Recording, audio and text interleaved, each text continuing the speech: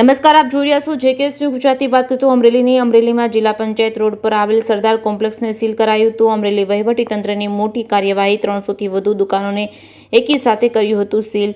Amreli fire team, નગરપાલિકા, police તેમજ વહીવટીતંત્ર દ્વારા સાથે મળી કરાઈ હતી કાર્યવાહી. અલગ અલગ ધંધા રોજગારની દુકાનો અને ક્લાસીસો કાર્યરત હોય આ બિલ્ડિંગમાં ફાયર સેફટીના અભાવના કારણે કરાયું હતું સીલ. દુકાનો સીલ થતાં દુકાનદારો રોષે ભરાયા હતા. રોડ ઉપર ટ્રાફિક જામના દ્રશ્યો સર્જાયા હતા. તાલુકા કોંગ્રેસના પ્રમુખ મનીષ ભંડેરીએ ભાજપ પર આકરા પ્રહાર કરતા જણાવ્યું હતું કે લોકસભાની ચૂંટણીમાં ભાજપનું સપનાનું હતું કે 400 પાર સીટો લાવવાનું, પરંતુ જે ભારતની જનતાને ન આપે તેની દાજ રાખી અમરેલી જિલ્લા પંચાયતની કોમ્પ્લેક્સ 400 દુકાનોને સીલ કરવામાં આવી હતી. 400 જેટલા દુકાનદારો બેરોજગાર બન્યા છે. જો તમારે ફાયર સેફટીનું જોવું હોય તો સરકારી કચેરીઓ અને સરકારી બેંકોમાં સીલ મારો. અહીં સરદાર કોમ્પ્લેક્સમાં ઘણા બધા ભાડુઆતો જ છે જેણે કોમ્પ્લેક્સ બનાવ્યું છે, ત્યારે ફાયર સેફટી નખાવી જોઈએ. આ તો એવું છે કે પાડાના વાકે પખાલીને ડામ આપવાની વાત છે. આમ મનીષ ભંડેરીએ ભાજપ સામે આકરા પ્રહારો કર્યા હતા.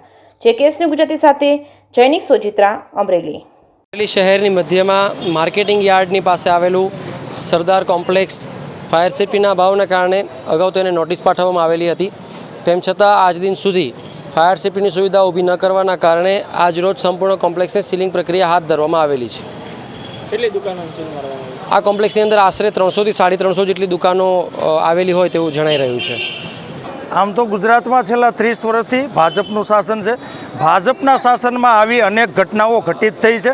ઘટનાઓ જ્યારે બને ત્યારે ભાજપના શાસકો માત્ર ને માત્ર દેખાડો કરવા પૂરતો નાટક જ કરે છે અને આનો ભોગ છે એ નિર્દોષ વેપારીઓ બનતા હોય છે, નાના ધંધાર્થીઓ બનતા હોય છે.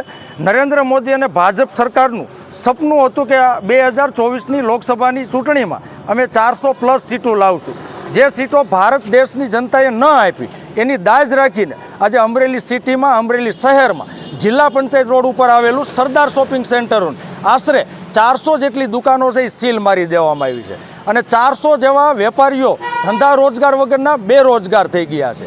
વાતો તમે કરતા હતા રોજગારી આપવાની, વાતો ઉલટાની તમે રોજગારી છીનવવાનું કામ કરો છો. અને ભારત દેશમાં લોકસભાની તમારી 400 સીટ ન આવી તો એની દાજ રાખીને આજે 400 જેટલી દુકાનો શા માટે સીલ કરવામાં આવી? જો તમારે ફાયર સેફટીનું જો જોવું જ હોય તો આ સરદાર શોપિંગ સેન્ટર જે બિલ્ડરે બનાવ્યું ત્યારે એની પાસે તમે એનઓસી આપીને એની પાસે ફાયર સેફટીનું કામ કેમ ન કરાવ્યું? આ સરદાર શોપિંગ સેન્ટરમાં મોટાભાગની દુકાનો તો ભાડુઆતો છે. વેપાર ધંધો કરતા નાના માણસો, નાના વેપારીઓ ભાડે દુકાન રાખીને વેપાર કરે છે. જો તમારે ખરેખર ફાયર સેફટીનો અમલ કરવો હોય તો અમરેલી જિલ્લાની અંદર ઘણી સહકારી બેન્કો છે, સરકારી કચેરીઓ છે, તો સરકારી કચેરીઓ અને સહકારી બેન્કોમાં કેમ ફાયર સેફટીના અભાવે સીલ મારવામાં નથી આવતું? આ તો પાડાના વાકે પખાલીને ડામ આપવાની વાત છે.